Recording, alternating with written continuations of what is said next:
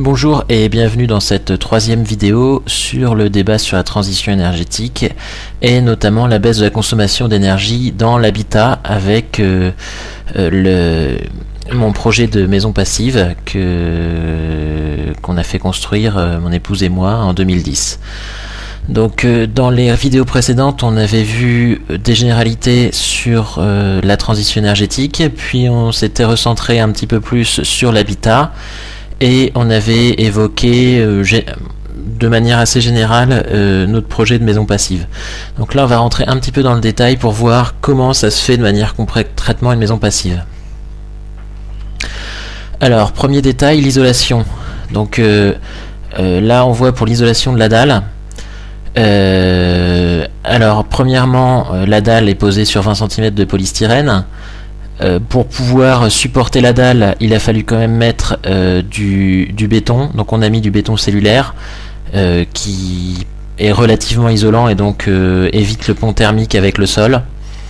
Et le tout est enveloppé dans deux rangs de parpaing, mais entre deux, on met quand même de la mousse de polyuréthane pour éviter que la dalle soit en contact avec l'extérieur. Donc voilà pour la dalle. Donc la dalle essentiellement les risques c'est des ponts thermiques avec le sol et avec l'extérieur. Alors autre détail d'isolation, c'est le grenier. Donc enfin le grenier, c'est pas le grenier, c'est le plafond de l'étage.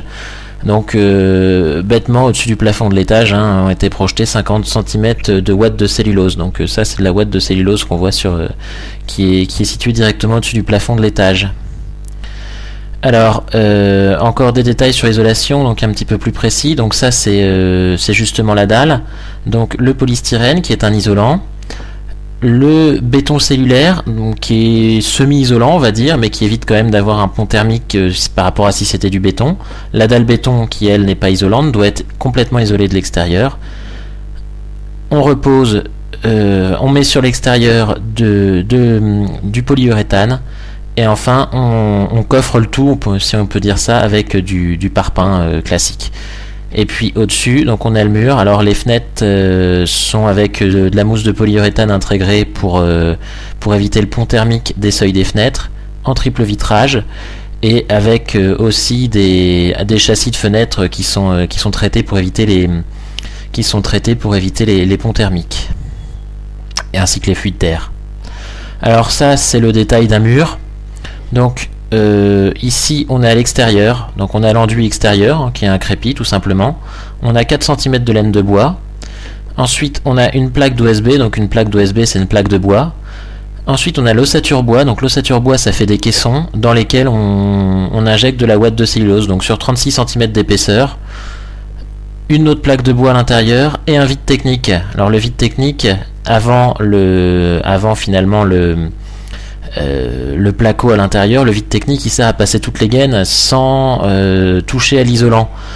Et donc on voit qu'on a 36 plus 4, on a 40 cm en tout d'isolant. Donc ce qui est assez énorme et qui est difficile si on a un mur béton par exemple, pour avoir 40 cm d'isolant il faut avoir les 20 cm de parpaing et rajouter 40 cm d'isolant. Donc c'est l'avantage de l'ossature bois, c'est que l'isolant est inclus dans l'ossature. Donc ça fait une résistance thermique R égale 10, donc c'est très très supérieur à tout ce qu'on a aujourd'hui. Alors voilà d'autres détails d'isolation. Donc d'abord les coffres de volets roulants, c'est pas des volets roulants, c'est des volets à lame orientable. Donc d'habitude un volet roulant ça prend une place beaucoup plus grande, qui est souvent source de pont thermique. Donc là avec un volet à lame orientable il a un coffre beaucoup plus petit et qui reste sur l'extérieur. Donc on retrouve le mur en ouate de cellulose, on retrouve la vitre dont on a parlé tout à l'heure, la laine de bois donc qui vient par l'extérieur plus loin sur le coffre du volet à lame orientable. Et donc on a donc les plaques de bois qui font la structure de la maison, et au-dessus dans le plafond on retrouve la ouate de cellulose au-dessus du plafond de l'étage. Au niveau du plancher haut, c'est pareil, donc le plancher haut, on voit qu'il n'y a pas de, il y a pas de pont thermique, hein, puisque le plancher de l'étage repose sur l'intérieur du mur, et donc il ne va pas jusqu'à l'extérieur, donc ça évite à la chaleur accumulée dans la dalle de fuir vers l'extérieur. De même pour le balcon il est auto-porteur, il repose sur l'extérieur, il a aucune maçonnerie en lien avec le mur, donc ce qui évite aussi les ponts thermiques. L'étanchéité à l'air, très important. Donc pour l'étanchéité à l'air, au cours de la construction, on met en place une ventilation pour mettre la maison en dépression ou en surpression, hein, selon ce qu'on veut voir, puisque y a les deux sens sont importants à regarder. Alors ce qu'on remarque pour l'étanchéité à l'air, au-delà des fenêtres, hein, qui sont bien étanches, il faut faire des étanchéités sur tous les coins. Donc ça, c'est un scotch spécial qui a été développé en Allemagne pour tenir plus de 20 ans et être étanche au niveau de toutes les jonctions du bois.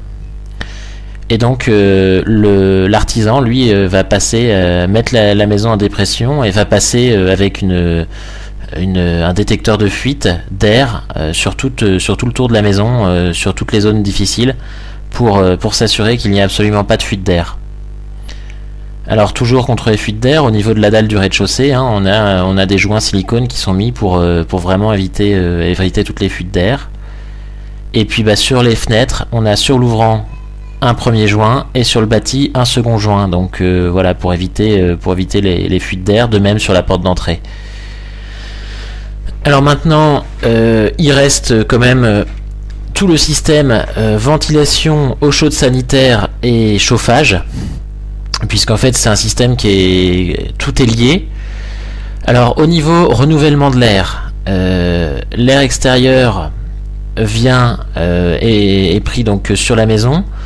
On a un puits canadien donc qui permet de préchauffer l'air en hiver et de pré-refroidir l'air en été.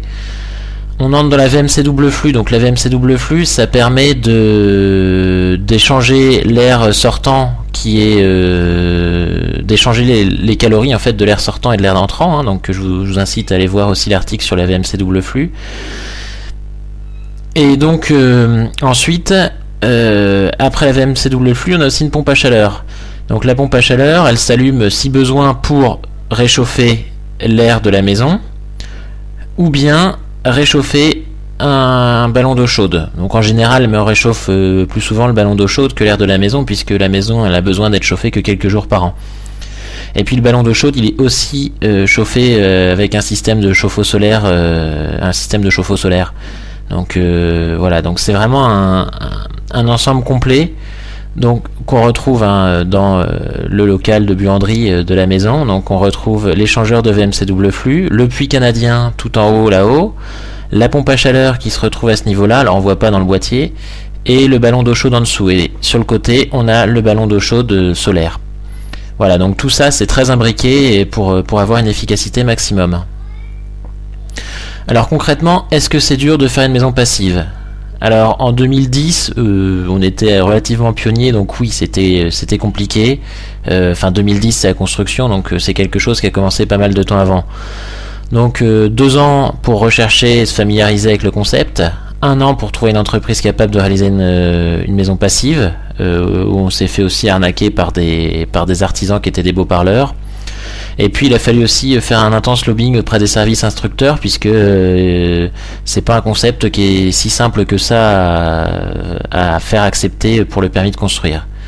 Aujourd'hui, ça l'est beaucoup moins, parce que petit à petit, on va venir à la maison passive pour tous. Hein, toutes les constructions neuves en 2020 devront avoir un caractère passif, voire positif. Donc, pour vous qui voyez la vidéo, vous connaissez maintenant le concept. Alors, c'est bien, c'est technique, mais à l'usage. Donc moi j'habite cette maison depuis 3 ans. Alors, quels sont mes constats ? Donc, j'ai un confort ressenti supérieur aux autres logements. À savoir que maintenant, quand je me retrouve en hiver dans une maison classique, j'ai assez facilement froid au dos ou des choses comme ça, puisque les murs étant bien isolés, on n'a pas cet effet de fuite de chaleur vers l'extérieur qu'on peut avoir dans les autres maisons. Les consommations sont tout à fait conformes aux attentes, donc là-dessus le concept marche. Et l'usage quotidien est simple et automatisé, même peut-être plus simple que dans une maison classique, puisqu'il n'y a pas le chauffage à gérer, puisqu'il n'y a pas de chauffage du tout. Alors, le bilan en 32 mois d'habitation, 9827 kWh, ça c'est mon compteur EDF, donc toute consommation confondue, puisque je n'ai pas de gaz ou de cheminée ni rien, j'ai que l'électricité. Donc ça fait une consommation de 22 kWh par an et par mètre carré pour toutes les consommations confondues. Alors, on va peut-être comparer ça aux normes BBC. Donc les normes BBC, elles imposent 50 kWh équivalent primaire par an, équivalent énergie primaire par an et par mètre carré sur le chauffage, le refroidissement, la ventilation, l'éclairage et l'eau chaude.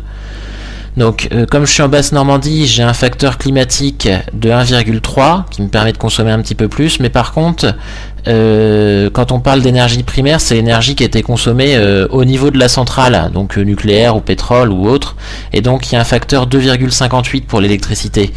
Ce qui fait qu'au final, pour être BBC, il faudrait que je consomme 25 kWh par an et par mètre carré à mon compteur EDF.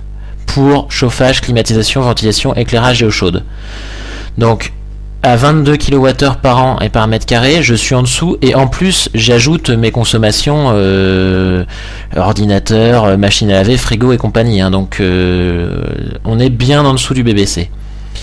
Donc sur 3 ans, par rapport à la moyenne des Français, c'est 40 000 kWh économisés, c'est-à-dire 4 500 €. Donc quelque part c'est plus cher, mais on a fait des économies. Alors, j'ai la chance d'avoir pu mettre une instrumentation dans ma maison grâce à la région Haute-Normandie, qui nous a sélectionné comme lauréat du concours Prébat, et donc on peut suivre les consommations plus ou moins en temps réel. Et donc là, sur l'année 2013, j'ai fait un bilan sur les 5 premiers mois, donc l'hiver plus les 2 premiers mois de printemps. Alors, ce qu'on constate, l'éclairage, c'est totalement négligeable. C'est là qu'on voit que par exemple d'avoir fait passer tout le monde en lampe basse consommation, ça n'a que très peu d'impact en fait. C'était un non-sens, c'était pas le plus utile à faire. La ventilation, c'est négligeable. Donc le puits canadien, lui, j'ai une petite consommation parce que c'est un puits canadien glycolé, donc j'ai une pompe qui reste une consommation de quelques kilowattheures par an et par mètre carré toute l'année. Donc je l'ai ramené en équivalent kilowattheures par an et par mètre carré. Alors la pompe à chaleur, ça me sert de chauffage plus d'eau chaude. Donc en hiver ça consomme pas mal, et puis à partir d'avril, mai ça redescend. Le chauffe-eau solaire, donc lui il ne marche quasiment pas en hiver, et puis il fonctionne plus en été. Alors on voit, pour obtenir la même quantité d'eau chaude, du coup j'ai panneau solaire plus pompe à chaleur, donc vaut mieux que je fasse l'eau chaude avec le soleil qu'avec la pompe à chaleur. Et ensuite il y a un chauffage électrique, en fait j'ai un sèche-serviette dans la salle de bain, donc ça me fait chauffage électrique d'appoint. Donc en janvier en plus on a eu la naissance d'un bébé, donc on a chauffé un petit peu plus, donc ça c'est venu se mettre en plus, mais on voit qu'à partir d'avril il a quasiment pas fonctionné, en mai il a pas fonctionné du tout. Donc toutes ces consommations là, c'est ce qui correspond au BBC, donc je devrais arriver à une moyenne de 25 sur l'année. Donc on voit que déjà même il n'y a que en janvier où je dépasse 25. Et puis le reste, c'est les autres consommations, donc machine à laver, ordinateur, aspirateur, etc., etc. Donc voilà pour cette partie technique. Dans une prochaine vidéo, on verra la partie plus orientée financement, puisque la maison passive a un coût. Donc voilà, à bientôt donc dans la prochaine vidéo sur le coût de la